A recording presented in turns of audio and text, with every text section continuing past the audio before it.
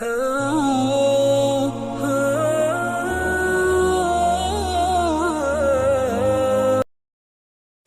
پیارے بھائیو، اللہ تعالیٰ آپ کی محبت کو قبول فرمائے۔ آپ سب حضرات محبت کے ساتھ آئے ہیں، کوئی شک نہیں ہے اس میں، اور یہی اصل بات ہے کہ دلوں میں محبت ہو، اور محبت یہ ایمان کا بھی اثر ہوتا ہے اور طبیعت کا بھی اثر ہوتا ہے۔ جی ہاں، طبیعت سے بھی محبت ہوتی ہے، ماں باپ کو بچوں سے محبت ہوتی ہے، بچوں کو ماں باپ سے محبت ہوتی ہے، یہ طبیعت کا اثر ہے۔ ایک محبت ایمان کی وجہ سے ہوتی ہے، ایمان کا بھی اثر ہے۔ ان الذین آمنوا وعملوا الصالحات سیجعل لهم الرحمن ودا، کہ جو لوگ ایمان لائیں گے، نیک عمل کریں گے، ان کے لیے محبتوں کا انتظام کریں گے۔ تو یہ وہ ہے، دنیا کے کسی بھی ملک میں چلے جاؤ، لوگ آپ کے لیے جمع ہو جائیں گے۔ کیوں؟ کہ یہ محبت ایمانی محبت ہے، خاندانی نہیں، خاندانی نہیں، ایمانی محبت ہے، اور یہ ہونی چاہیے، یہ محبت ہونی چاہیے کہ ایمان کی وجہ سے محبت کریں۔ اللہ تعالیٰ آپ حضرات کو جزائے خیر دے کہ ایمان کے تقاضے پر آپ ہم سے محبت کرتے ہیں، یہ بہت مبارک چیز ہے کہ ایمان کے ذریعے سے ایک محبت آئی ہے۔ باقی میرے بھائیوں، یہ بات سمجھنے کی ضرورت ہے کہ ایمان کا کیا تقاضا ہے۔ جیسے دکان ہوتی ہے تو دکان کے تقاضے ہوتے ہیں، کھیتی ہوتی ہے تو کھیتی کے تقاضے ہوتے ہیں، ہر ہنر کے تقاضے ہوتے ہیں، ہاں، تاکہ وہ ہنر میں ترقی کرے۔ میں یہ پوچھتا ہوں کہ ایمان کا کیا تقاضا ہے؟ آپ کو اللہ نے ایمان دیا ہے، دنیا میں جس کے پاس مال ہوتا ہے تو وہ اپنے مال کی ترقی، وہ اس کا تقاضا ہے، میرے مال میں ترقی ہو، نہیں تو کھا پی کے ختم ہو جائے گا، اس لیے وہ اپنے مال میں ترقی کرتا ہے۔ جی ہاں، ہم کو اللہ نے ایمان دیا ہے تو اس ایمان کی ترقی کا کیا تقاضا ہے؟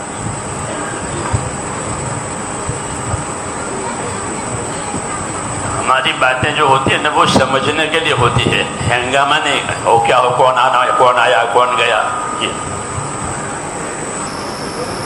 تو میں یہ پوچھتا ہوں کہ اللہ نے ہم کو ایمان دیا ہے تو ایمان کا کیا تقاضا ہے؟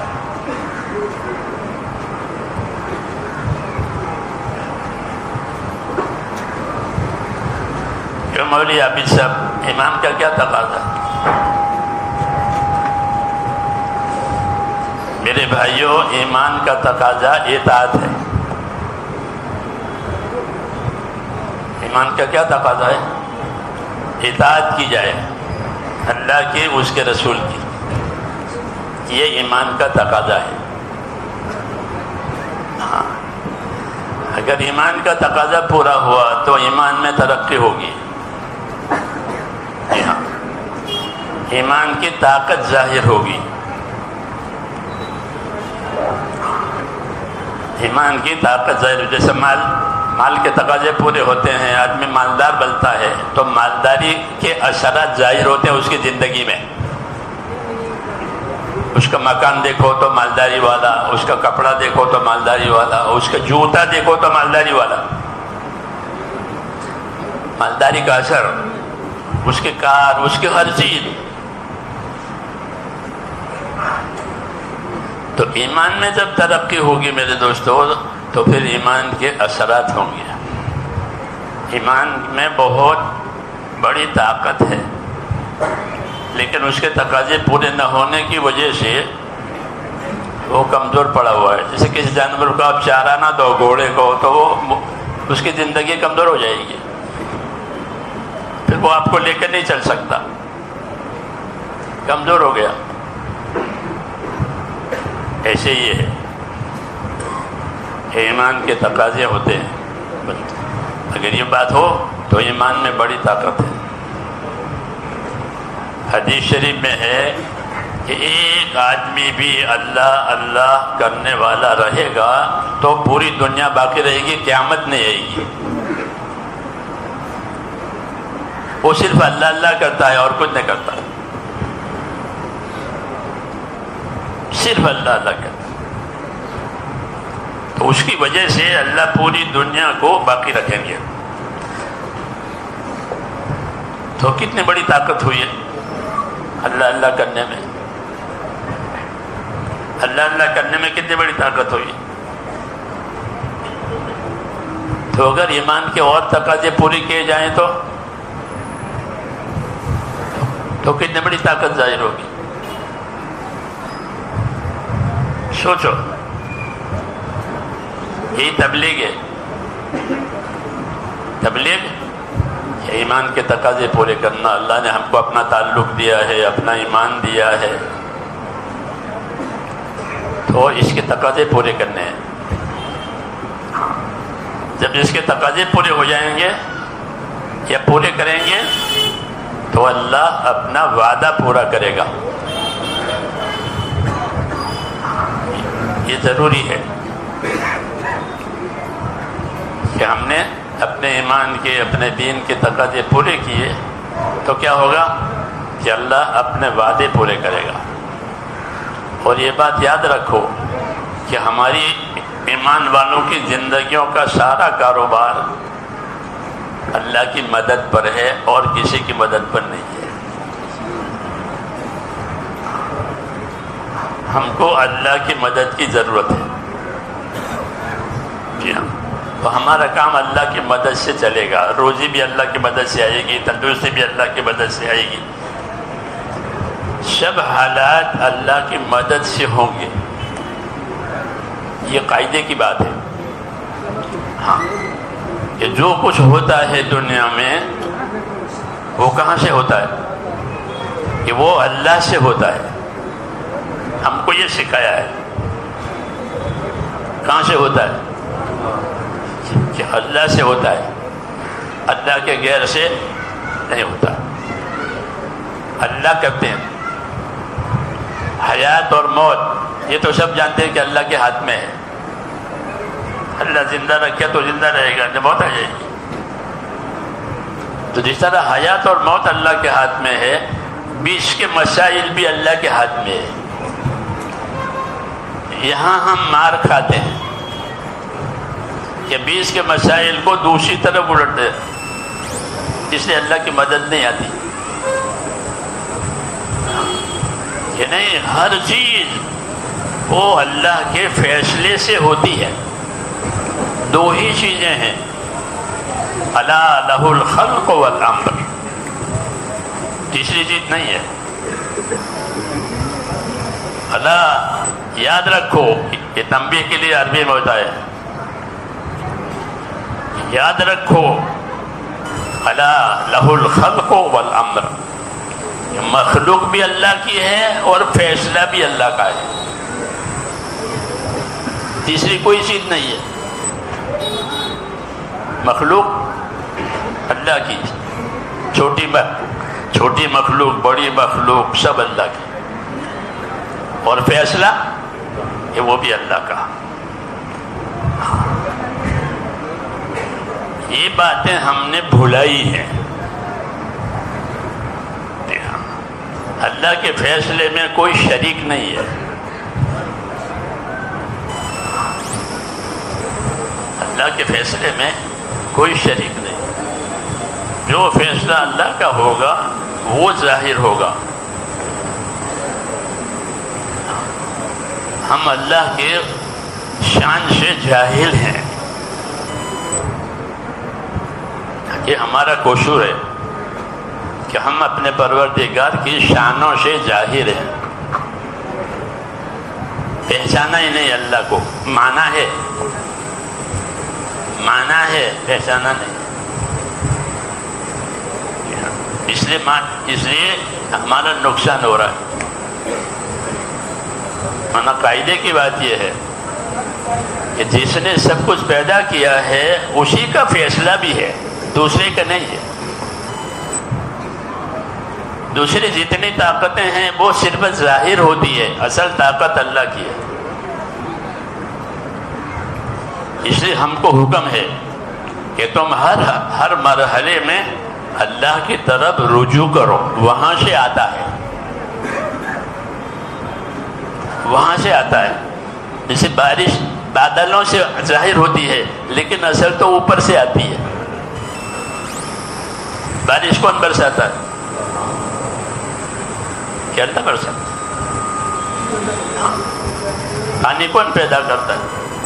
اللہ کہتے ہیں ہم نے برکت والا پانی اوپر سے اتارا ہے، برکت والا پانی، نفع دینے والا پانی ہم نے اتارا ہے۔ تو بارش کون برساتا ہے؟ کہ اللہ برساتا ہے۔ تو میرے دوستو، ہر چیز کا پہلا سرا اللہ کے پاس ہے، اور کیا نتیجہ ہے وہ بھی اللہ کی قدرت کے تحت میں ہے۔ اللہم انت الاول لیس قبلک شیء وانت الاخر فلیس بعدک شیء، کہ اللہ تو اول ہے، تجھ سے پہلے کوئی نہیں، تو ہی آخر ہے، تیرے بعد کوئی نہیں۔ یہ اللہ کی شان ہے کہ اللہ سے پہلے کوئی کچھ نہیں کر سکتا، جو کچھ کرے گا وہ کون کرے گا؟ اللہ کرے گا۔ یہ سکھایا حضور صلی اللہ علیہ وسلم، صبح میں اٹھتے تھے تو یہ کہتے اللہم انت الاول فلیس قبلک شیء وانت الاخر فلیس بعدک شیء۔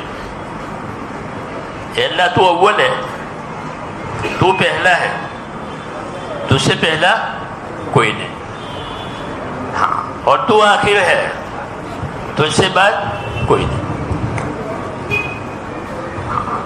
تو اچھا، اللہ تعالیٰ نے میرے دوستو تمام مخلوق کو اپنی قدرت کے تحت میں رکھا ہے۔ کوئی پتا اللہ کی چاہے بغیر زمین اس پر سے گرتا نہیں، درخت سے، کسی بھی جنگل میں کسی باغ میں کوئی پتا گرتا ہے تو وہ اللہ کے اشارے سے گرتا ہے، اور وہ اللہ کو معلوم ہے کہاں پتا گرا۔ قدرت ہے، اللہ کا علم ہے، یہ بڑی چیز ہے۔ مولانا محمد یوسف صاحب فرماتے تھے کہ لوگوں کو اللہ کی قدرت سمجھاؤ۔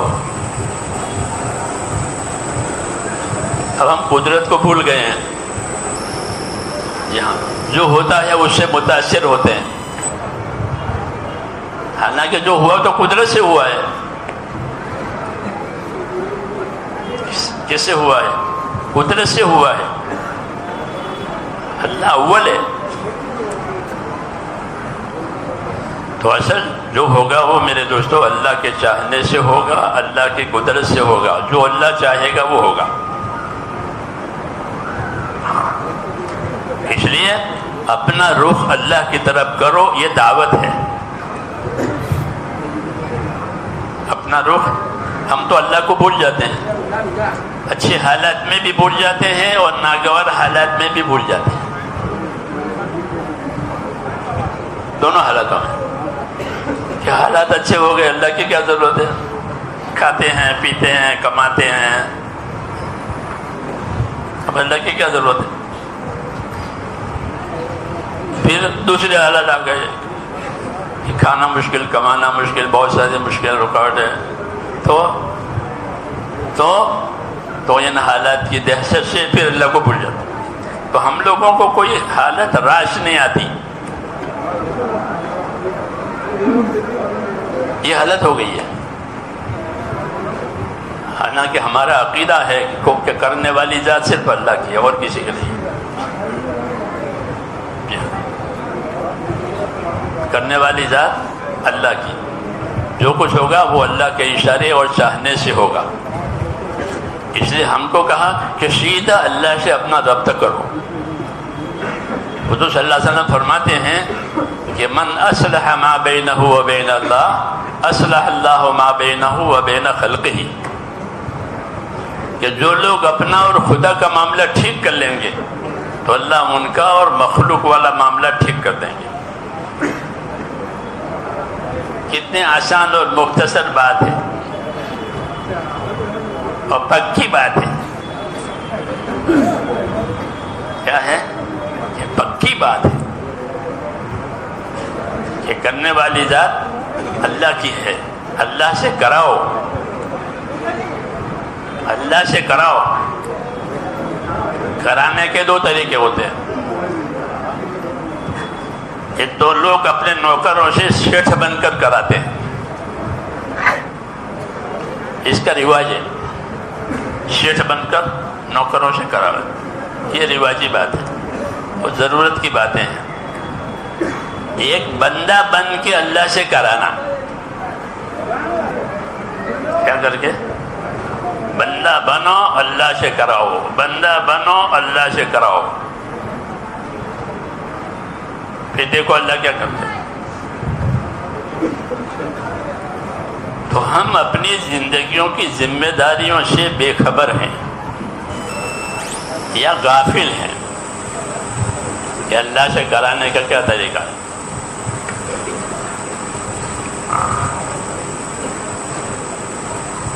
کہ اللہ سے کرانے کا طریقہ ایک ہی ہے، وہ اس کی اطاعت ہے۔ کیا ہے؟ اللہ کی اطاعت۔ اطاعت کا کیا اثر ہوگا؟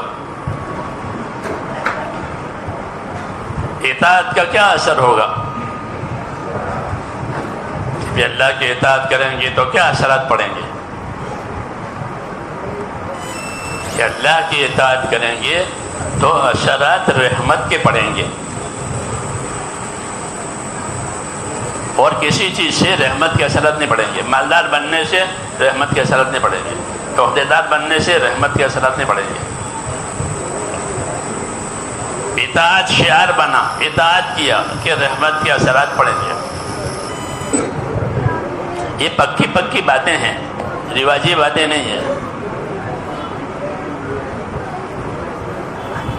جی ہاں، جو اثرات پڑیں گے اللہ تعالیٰ کی رحمت کے اور حالات میں بہتری آئے گی، وہ صرف اطاعت سے آئے گی۔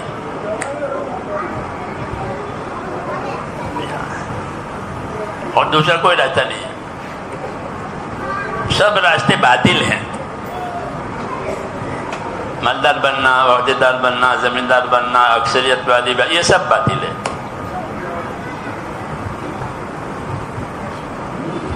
باطل پر اللہ کا کوئی وعدہ نہیں ہے، باطل کو اللہ نے مٹنے کے لیے بنایا ہے۔ باطل کو کس کے لیے بنایا؟ مٹنے کے لیے۔ لیکن باطل باطل سے نہیں مٹے گا، باطل حق سے مٹے گا۔ جسے اندھیرا اندھیرے سے دور نہیں ہوتا، اندھیرا اجالے سے دور ہوتا ہے۔ اندھیرا اندھیرے سے دور ہوگا تو کس سے دور ہوگا؟ اجالے سے۔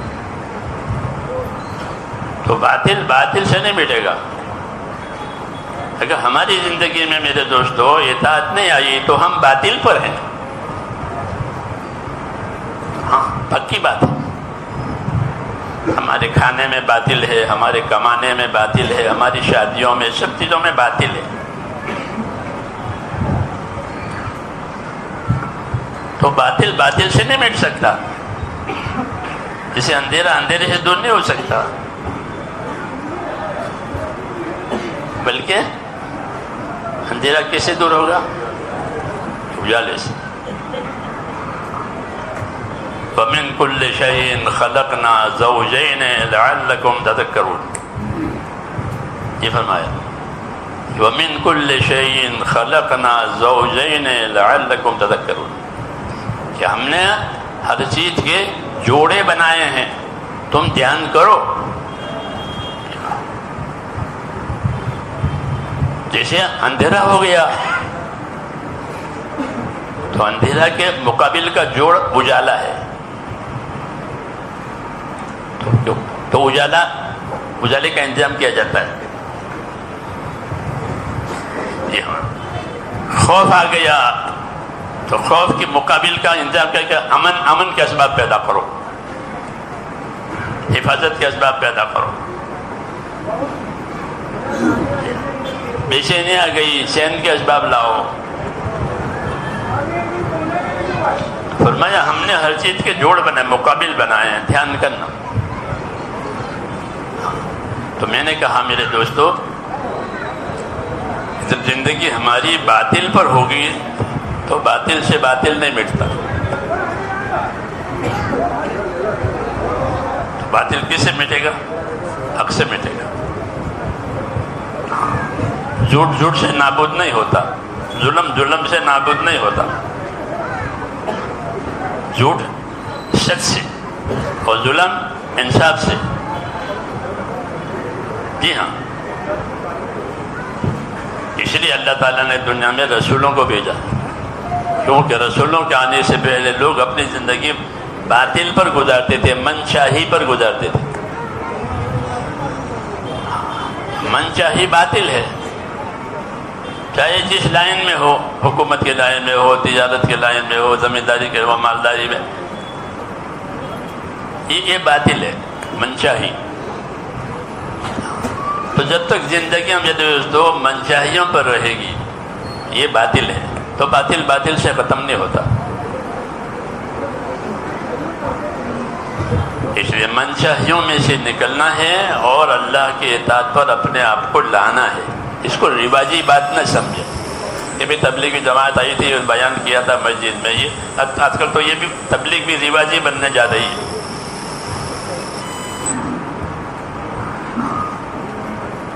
رواج میں اللہ کی مدد نہیں ہوتی، اللہ کی اطاعت میں اللہ کی مدد ہوتی ہے.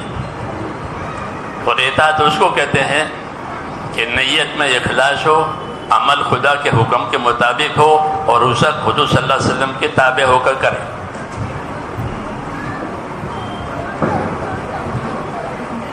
ایسا ایک عمل بھی بہت قیمتی ہے. جائے کہ زندگی ہماری اس پر آوے، اس کی دعوت ہے کہ زندگی اس پر لاؤ. نبیوں کا آنا یہ اطاعت کو زندہ کرنے کے لیے ہے، وہ کسی دوسرے کام کے لیے نہیں آتے.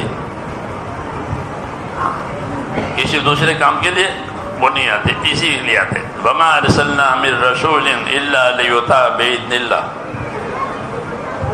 کہ ہم نے جب کبھی رسول بھیجا ہے تو صرف اسی لیے بھیجا ہے کہ وہ اللہ کے کہنے سے لوگوں کو اللہ کی اطاعت پر لا دے. اپنی مرضی سے نہیں، اللہ کے کہنے سے. یہ دعوت ہوتی ہے کہ زندگی اللہ تعالیٰ کے کہنے سے اللہ کی اطاعت پر آئے. یہ نبیوں کے آنے کا مقصد ہے اور کوئی مقصد نہیں. وہ اطاعت کی راہ سجاتے ہیں. اس زندگی کا جو بھی شعبہ ہو، ہر شعبے میں وہ اللہ کی اطاعت سکھاتے ہیں. کیونکہ زندگی کے شعبے ہوتے ہیں، تجارت کا شعبہ، حکومت کا شعبہ، کھیتی باڑی کا شعبہ، مزدوری کا شعبہ. یہ شعبے ہیں اپنے گزارے کے لیے. کیونکہ دنیا تو گزر گاہ ہے نا، تو گزارے کے یہ شعبے ہیں. ان شعبوں میں اللہ کی اطاعت کرتے ہوئے ان شعبوں میں رہو. تاجر بنو، ضرور بنو، لیکن تجارت کے اطاعت کے ساتھ. زمینداری ہو ضرور ہو، لیکن اطاعت کے ساتھ. مزدوری ہو وہ اطاعت کے ساتھ. عہدے داری ہو وہ اطاعت کے ساتھ. یہ اس کی روح ہے. کیا ہے؟ اس کی روح. کیوں کہ یہ چیزیں زندگی کی ضرورت کی ہے. عہدے داری بھی ضرورت ہے، دکانداری بھی ضرورت ہے، مزدوری کی بھی ضرورت ہے، زمینداری کی ضرورت ہے. یہ ضرورت ہے. ضرورت ہے نہیں ہے ورنہ کیسے کام چلے گا؟ تو یہ ہماری زندگی کی ضرورتیں ہیں. تو ضرورتوں میں بھی اللہ کی اطاعت آوے اور عبادت میں بھی اللہ کی اطاعت آوے، دونوں میں. پھر ہماری ضرورتیں اللہ کی عبادت بن جائے گی. پھر ہم ضرورت والی نہیں ہے، عبادت والی ہیں. مولانا محمد یوسف صاحب رحمۃ اللہ علیہ فرماتے تھے کہ ہمارے دین میں ہر شعبے کے فضائل ہیں، ہر شعبے کے مسائل ہیں، ہر شعبے کے فضائل اور ہر شعبے کے مسائل. ایسا ہمارا دین ایسا ہے. مشکل ہو گئی یہ کہ ہم آج کل اپنا دین سیکھتے نہیں ہیں. دین سیکھنے کا معمول ہی ختم ہو گیا. دنیا کی ترقی کے لیے دنیا کا علم ہے، اس سے انکار نہیں ہے، ٹھیک ہے، لیکن آخرت بنانے کے لیے آخرت کا علم بھی ہے. دنیا بنانے کے لیے دنیا کا علم ہے، لوگ پڑھتے ہیں، ہم اسے انکار نہیں کرتے. لیکن دین اور آخرت بنانے کے لیے، کہ دین اور آخرت بنانے کے لیے دین آخرت کا بھی علم ہے، وہ ہم نہیں سیکھتے. اس کا اثر یہ ہوا کہ ایک تو ہم کو اپنی ذمہ داریوں کی خبر نہیں ہے کہ میری کیا ذمہ داری ہے. جیسے ضرورتوں کی خبر ہے، ہر ایک کو اپنی ضرورت کی خبر ہے. روٹی چاہیے، کپڑا چاہیے، مکان چاہیے، تندوری، اس کو ضرورت کہتے ہیں. اس کی تو ہر ایک کو خبر، حالانکہ یہ ضرورت ہے. یہ کیا ہے؟ ضرورت کس کو کہتے ہیں؟ ضرورت اس کو کہتے ہیں جو موت پر ختم ہو جائے. ضرورت کا تعلق کب تک ہے؟ کہ موت تک. آپ کو مکان کی ضرورت ہے کب تک؟ مکان کی ضرورت ہے، مکان ہے نا، تو بہت شور ہے اس کا، تو کب تک؟ موت تک. موت کے بعد یہ مکان خالی پڑے گا. بعد مطلب مکان خالی ہوتا ہے، چلا گیا اور کوئی ہے نہیں، بند ہے. ضرورت اس کو کہتے ہیں جو موت پر اس کا سلسلہ ختم ہو جائے.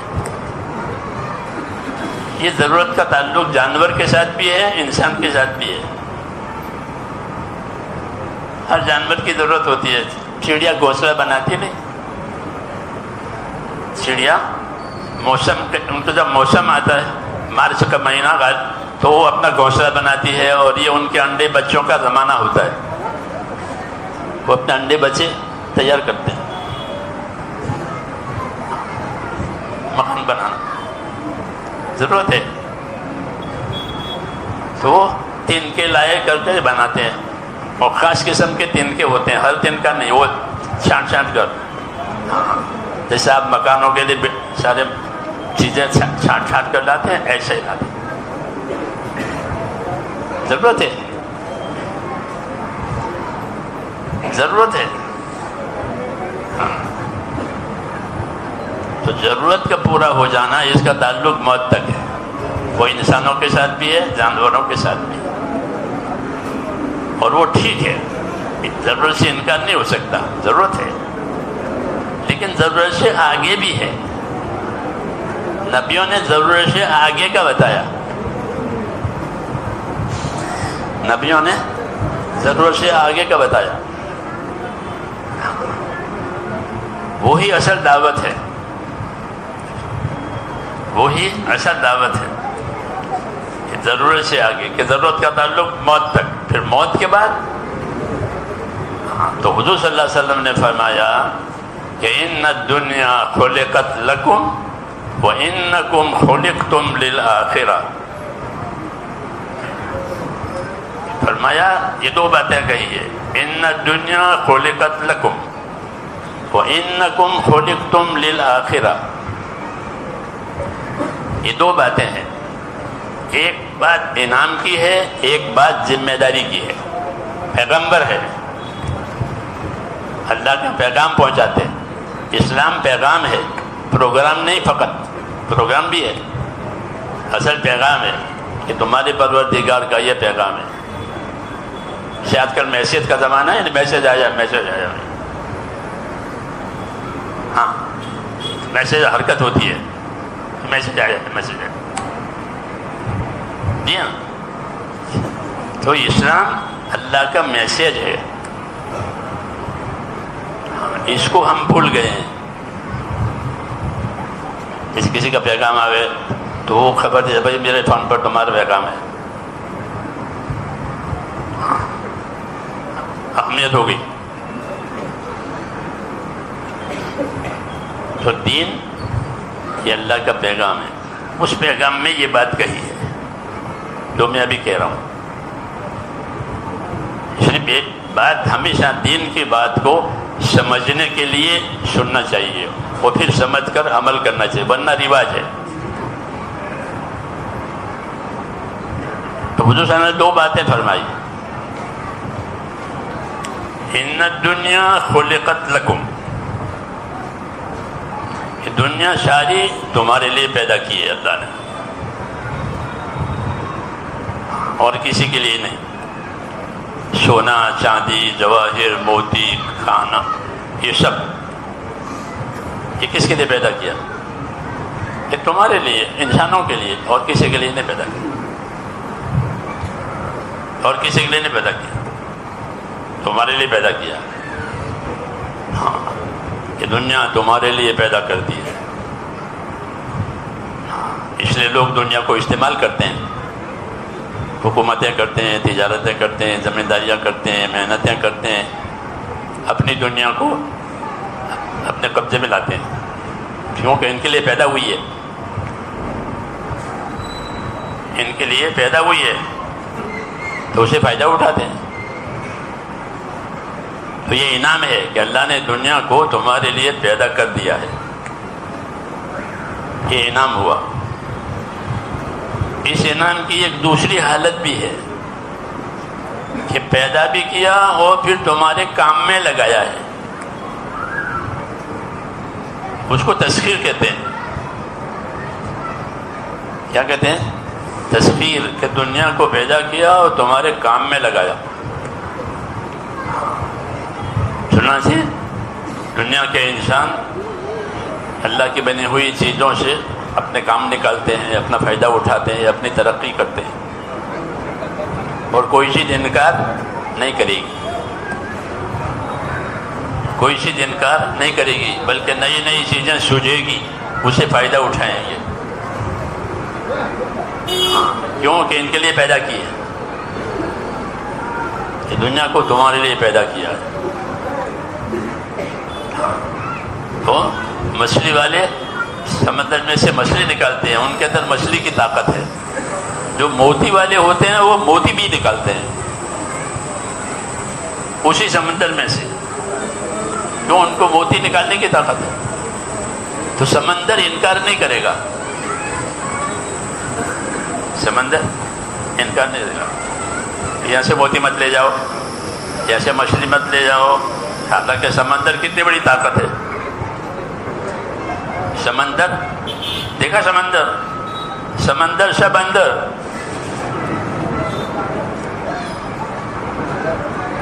جی ہاں، سمندر بہت بڑی مخلوق ہے، لیکن آپ کی خدمت کے لیے تیار ہے۔ کشتی چلاؤ، جہاز چلاؤ، مچھلی نکالو، موتی نکالو، سمندری تجارتیں ہوتی ہیں، سمندر انکار نہیں کرے گا۔ یہ مثال نہیں کہ تمہارے لیے پیدا کیے، تو پیدا کر کے تمہارے کام میں لگایا۔ تو میں نے کہا پہلا جملہ انعام ہے کہ اللہ نے دنیا کو تمہارے لیے پیدا کیا۔ جی، کوئی بھی مخلوق، آپ گھوڑے پر سوار ہونا چاہے تو گھوڑا اسٹرائک کرتے ہیں، گھوڑے اسٹرائک کرتے ہیں، کیوں بھائی؟ جیسے طلبہ اسٹرائک کرتے ہیں، لوگ اسٹرائک کرتے ہیں، تو گھوڑے اسٹرائک کرتے ہیں۔ حکومتوں پر قیمتی گھوڑے ہوتے ہیں، اچھے اچھے گھوڑے، تو کیا وہ اسٹرائک کرتے ہیں کہ نہیں کرتے؟ ہم تو نہیں کریں گے، کر ہی نہیں سکتے، وہ کر ہی نہیں سکتے، ہو تابع رہیں گے۔ فرمایا دنیا کو تمہارے لیے پیدا کیا ہے اور تمہارے کام میں لگایا ہے، تو انعام ہوا نہیں ہوا؟ یہ انعام ہوا نہیں ہوا؟ ایک ایک چیز آپ کے کام کی ہے، یہ کیل وہ بھی آپ کے کام کرنے کے لیے تیار ہے، اور اسے کوئی بڑی چیز ہو تو وہ بھی کام کرنے کے لیے تیار ہے۔ تو فرمایا دنیا کو تمہارے لیے پیدا کر دیا ہے، تمہارے کام میں لگایا، یہ انعام۔ دوسرا جملہ وَإِنَّكُمْ خُلِقْتُمْ لِلْآخِرَةِ، دنیا کو تمہارے لیے پیدا کیا لیکن تم کو آخرت کے لیے پیدا کیا۔ یہ پیغام ہے، یہ کیا ہے؟ یہ پیغام ہے ہمارے نام، پیغمبر ہے نا، تو پہلا انعام بھی بتایا کہ اللہ نے تمہارے لیے یہ انعام بنایا ہے کہ ساری دنیا تمہارے لیے، اور تم کو آخرت کے لیے پیدا کیا ہے۔ یہ پیغام ہے، یہ دعوت ہے۔ اب دیکھو اپنی زندگی کا رخ، ہم دیکھیں کہ ہمارا رخ آخرت کی طرف ہے یا نہیں ہے۔ تو ہم کو آخرت کے لیے پیدا کیا، یعنی کیا مطلب ہے کہ اپنی دنیا سے آخرت بناؤ، ورنہ آخرت میں سب جائیں گے مر کر کے، کوئی نہیں بچے گا۔ اسی ذمہ داری نہیں پوری ہوگی مر جانے سے، وہ تو اللہ کی قدرت قاہرہ ہے، اللہ کی قدرت قاہرہ ہے کہ سب کے لیے موت، مریں گے تو سب، لیکن ہم کو یہ حکم ہے کہ تم کو آخرت کے لیے پیدا کیا ہے، اس لیے اپنی دنیا سے آخرت بناؤ۔ دنیا تمہارے لیے پیدا کی ہے، تم کو آخرت کے لیے پیدا کیا ہے۔ اس پیغام کا حاصل یہ ہوا کہ اپنی دنیا سے آخرت بناؤ، یہ ہوا مطلب۔ جو اپنی دنیا سے آخرت بناوے گا وہ سمجھدار ہوگا، جو دنیا سے دنیا بناوے وہ نادان ہے۔ جی ہاں، کہ دنیا سے دنیا بنائی وہ نادان ہے، دو وجہ سے، کہ یا تو یہ دنیا کو چھوڑے گا یا دنیا اس کو چھوڑ دے گی، دونوں باتیں ہوتی ہیں۔ کبھی آدمی دنیا چھوڑ کے مر جاتا ہے، کبھی دنیا اس کے پاس سے نکل جاتی ہے۔ جی ہاں، زوال کے ساتھ ہے یہ۔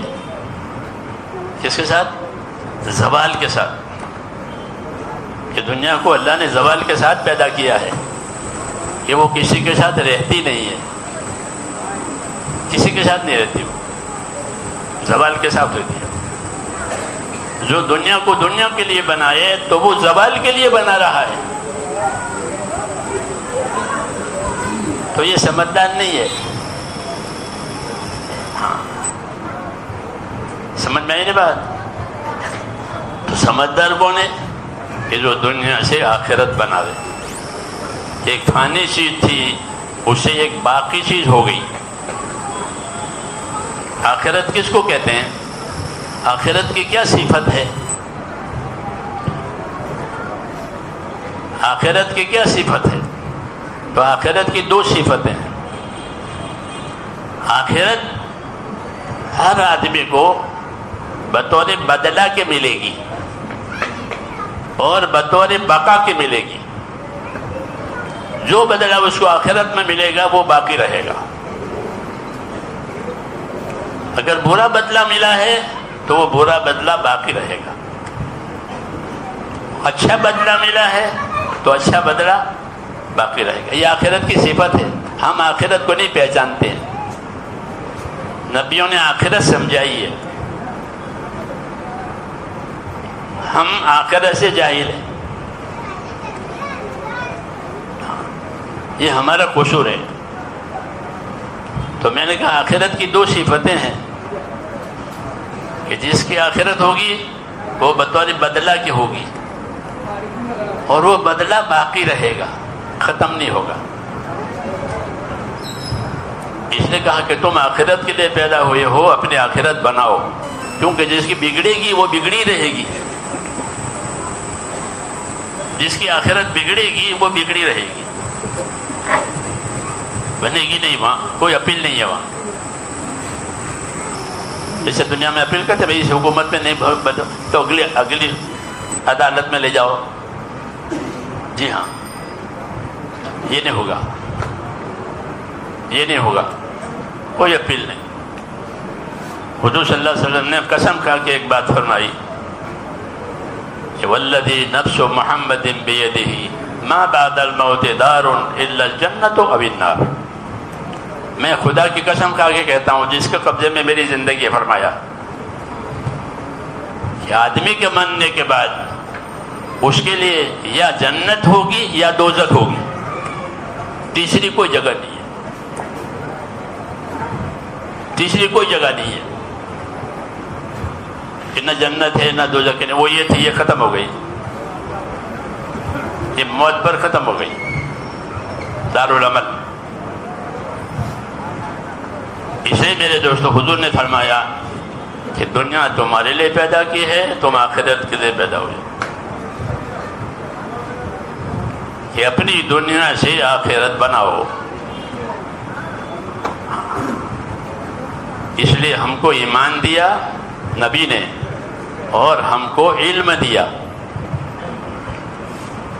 کیا دیا؟ علم دیا. یہ دو چیزیں ہوتی ہیں نبیوں کی طرف سے، ایمان اور علم، کہ اللہ سے تعلق پیدا کرو، اللہ کو اپنا کرتا دھرتا سمجھو، اللہ کو حیات موت نفع نقصان کا مالک سمجھو. کسی کے ہاتھ میں کچھ نہیں ہے، صرف اس کے ہاتھ میں. جب تک وہاں سے فیصلہ نہیں ہوگا یہاں کچھ نہیں ہوگا. جی ہاں، اس لیے اللہ سے تعلق پیدا کرو. بندہ ہونے کا تعلق ہے اور اللہ کا حق ہے کہ اس کی عبادت کی جائے. اللہ کا کیا حق ہے؟ کہ اسی کی عبادت کی جائے گی، اس کے سوا کسی کی عبادت نہیں کی جائے گی. اس کی عبادت کی جائے گی. عبادت کے لیے پیدا کیا ہے، یہ اس کا حق ہے. حضور صلی اللہ علیہ وسلم نے حضرت معاذ سے پوچھا، معاذ آپ کو معلوم ہے اللہ کا کیا حق ہے؟ کہ نہیں، مجھے نہیں معلوم. کہ اللہ کا حق یہ ہے کہ اسی کی عبادت کی جائے گی، اس کے ساتھ کسی کو شریک نہیں کیا جائے گا. عبادت اسی کی ہوگی، اسی کے ہاتھ میں سب کچھ ہے، اس لیے اسی کی عبادت ہوگی، جان سے مال سے ہر طرح سے. یہ ذمہ داری ہے کہ زندگی کو عبادت والی بنانا. آخرت کے لیے پیدا ہوئے ہیں تو آخرت جب بنے گی جب زندگی عبادت والی بنے گی. ایمان سے آخرت بنتی ہے، عبادت سے آخرت بنتی ہے، علم سے آخرت بنتی ہے، اللہ کے ذکر کرنے سے عبادت آخرت بنتی ہے، دوسروں پر احسان کرنے سے آخرت بنتی ہے، اور جو کام کرے اللہ کے لیے کرے اس سے آخرت بنتی ہے. آخرت بنانا یہ ہمارا کام ہے. ہم اس کے لیے پیدا ہوئے ہیں کہ اپنی دنیا سے آخرت بناؤ. اس لوگ دنیا کی چیزوں سے، اپنے ہنر سے نئی چیز بناتے ہیں. کمار گارا ہوتا ہے، گارا مٹی، اور کوئی مٹیریل اس کے پاس نہیں ہے، گارا ہی گارا ہے. وہ اپنے ہنر سے برتن بنائے گا. ایک مٹکا تیار ہوا، ایک سراہی تیار ہوئی، یہ 100 روپے کی. گارے کی قیمت 100 روپے ہو گئی. اور کوئی ہے اندر مٹیریل؟ پانی اور مٹی. اس کے ہنر نے اس کو قیمتی بنایا. ایسے میرے دوستو دنیا کہ ایک مچھر کے پر کے برابر بھی نہیں ہے. یہ تو ہم ضرور سنتے ہیں، لیکن اس دنیا کو دین بنانے کے لیے استعمال کرو تو بڑی قیمت آئے گی. ایک سبحان اللہ بہت پہاڑ سے بڑا ہوگا. جیسے گارے سے مٹکی بنی 100 روپے کی. میں منگواتا تھا، نظام الدین میں رہتا تھا، وہ مٹکی 100 روپے میں آتی. ہاں، وہ مٹی ہے، اس کا ہنر ہے، ہنر کی قیمت ہے. ایسے میرے دوستوں جس طرح ہنر کی وجہ سے ایک معمولی چیز قیمتی ہو گئی، مسلمان کے عمل کی وجہ سے جو دنیا مچھر کے برابر بھی نہیں ہے وہ قیمتی ہو جائے گی. ایک سبحان اللہ یہ بہت پہاڑ سے بڑا ہے. ہاں سبحان اللہ، ایک سیکنڈ میں سبحان اللہ. لیکن جب اس کا انعام کھلے گا تو بہت پہاڑ سے بڑا ہوگا. کہ قیامت کی ترازو سبحان اللہ سے بھر جائے گی. ترازو قیامت میں ہوگی اعمال تولنے کی، وہ سبحان اللہ سے بھر جائے گی. وہ بہت بڑی ترازو ہے، لیکن وہ سبحان اللہ سے بھر جائے گی. عمل کی قیمت بتائیے. اس لیے میرے دوستو ہم کو دعوت دی ہے یہ کہ اپنی دنیا سے آخرت بناؤ. دنیا سے دنیا بنانے والا سمجھدار نہیں ہے، نادان ہے کہ فنا ہونے والی چیز سے فنا ہونے والی چیز بنائی. عقل مندی کی بات یہ تھی کہ فنا ہونے والی چیز سے باقی رہنے والی چیز بناؤ. ہاں کہ باقی رہنے والی آخرت ہے. باقی رہنے والی آخرت ہے. دنیا سے کیسے بنے گی؟ تو کہ اس کے لیے رسولوں کو بھیجا ہے کہ رسول تمہیں طریقہ بتائیں گے. کیا بتائیں گے؟ طریقہ بتائیں گے کہ دنیا سے آخرت بنانے کا طریقہ. اس لیے میرے دوستو اللہ تعالیٰ نے رسول صلی اللہ علیہ وسلم کو بھیجا ہے اور آپ کو طریقوں کا علم دیا ہے. نماز کا طریقہ، عبادت کا طریقہ، تجارت کا طریقہ، مزدوری کا طریقہ، کھانے کا طریقہ، شادی کا طریقے. ان طریقوں سے وہ دنیا دین بن جائے گی. جیسے ہنر سے مٹی برتن بن گئی، ہنر، ان طریقوں سے دنیا دین بنے گی. اس لیے اس کی دعوت ہے کہ زندگی میں اللہ کا حکم دیکھو، مجھے اللہ نے کیا حکم دیا ہے اور پھر حکم پورا کرنے کا کیا طریقہ دیا ہے. حکم کو دیکھو، طریقے کو دیکھو اور نیت اچھی رکھو اور کوئی غرض نہیں، اللہ کو راضی کرنے کی نیت. اگر یہ تین باتیں جمع ہو جائے گی تو دنیا دین بن جائے گی، دنیا آخرت بن جائے گی. اتنا ہی پروگرام ہے، لمبا پروگرام نہیں ہے. اتنا ہی پروگرام کہ ہر کام میں اللہ کا حکم دیکھو اور سیکھو کہ اللہ کا کیا حکم ہے، نبی کا کیا طریقہ ہے، اس کا علم ہے. تبھی علم و ذکر. تو علم و ذکر میں کتنا علم میں اضافہ ہوا؟ یہ ہماری کوتاہی ہے کہ ہماری محنت سے ہمارے علم میں اضافہ نہیں ہوا ہے. حالانکہ اضافہ اور زیادتی ایمان اور علم ہی کی ہے اور دوسری چیز کی نہیں ہے. تو سیکھنے میں کمی ہے. جی ہاں، دنیا سیکھتے ہیں، آخرت کی بات نہیں سیکھ. دنیا کے لیے دنیا کا علم ہے، آخرت کے لیے آخرت کا علم ہے. ہاں، دنیا کے علم سے آخرت کیسے نہیں بنے گی؟ جیسے ہاں، اس لیے آخرت بنانے کے لیے آخرت کا علم سیکھو تاکہ آخرت بنانا آ جائے. اللہ نے قرآن اتارا ہے، قرآن اللہ کا علم ہے. حضور صلی اللہ علیہ وسلم کو اللہ نے علم دیا ہے، حضور صلی اللہ علیہ وسلم کی سنتیں ہیں، وہ حضور صلی اللہ علیہ وسلم، وہ ہمارا علم ہے. اس سے بنے گی آخرت.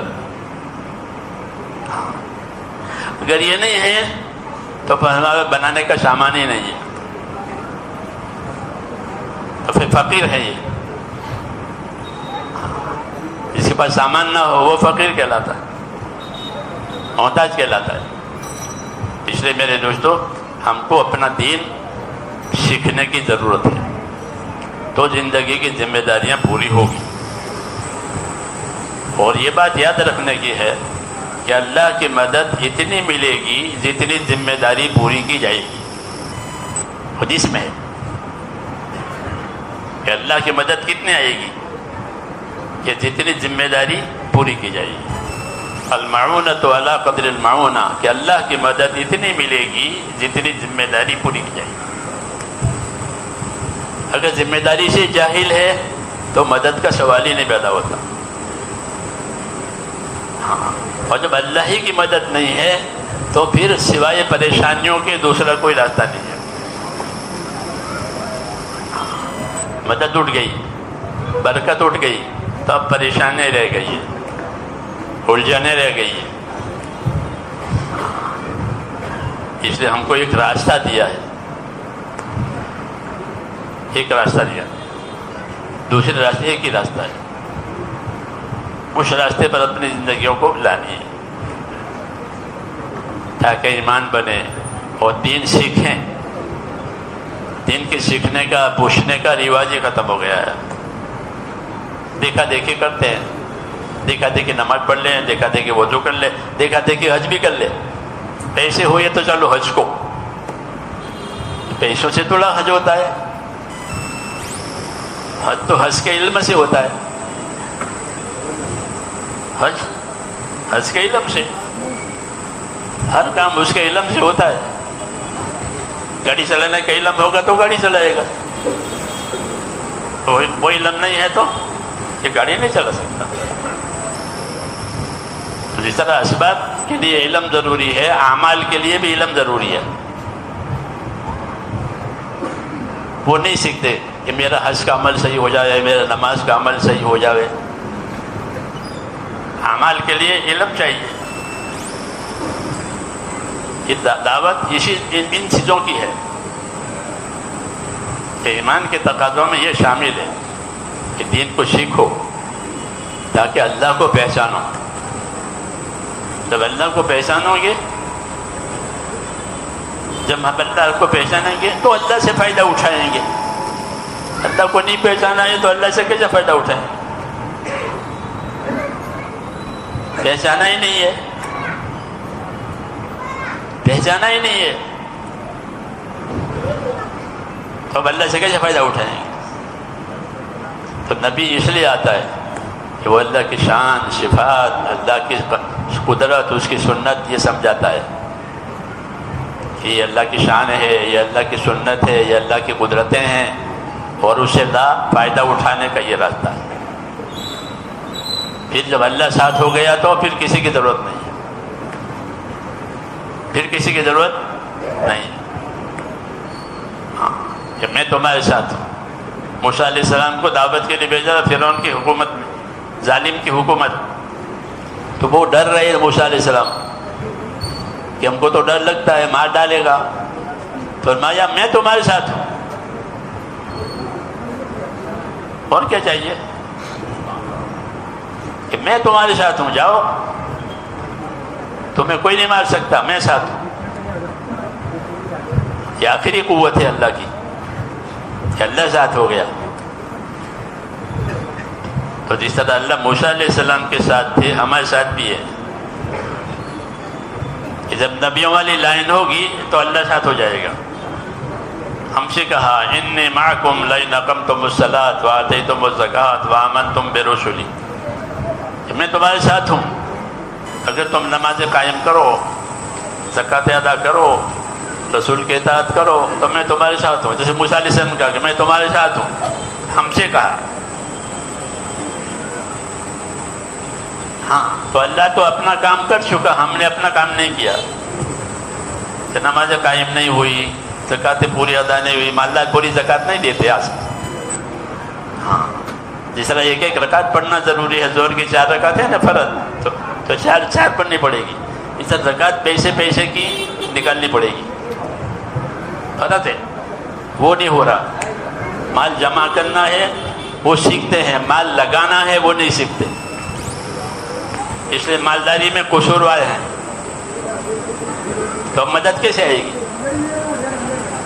اس لیے میرے بھائیوں اپنا رخ اللہ کی طرف کرنا ہے بس، پھر اللہ ہم کو برباد نہیں کرے گا۔ ہاں اللہ ہم کو برباد نہیں کرے گا۔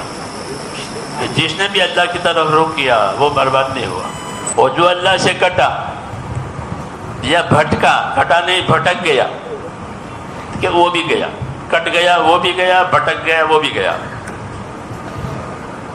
ہاں کٹنے کا ارادہ نہیں ہے لیکن چلنے کا راستہ بھی نہیں ہے تو بھٹک جائے گا۔ جیسے ہم اللہ سے کٹے ہوئے نہیں ہیں لیکن بھٹکے ہوئے ہیں،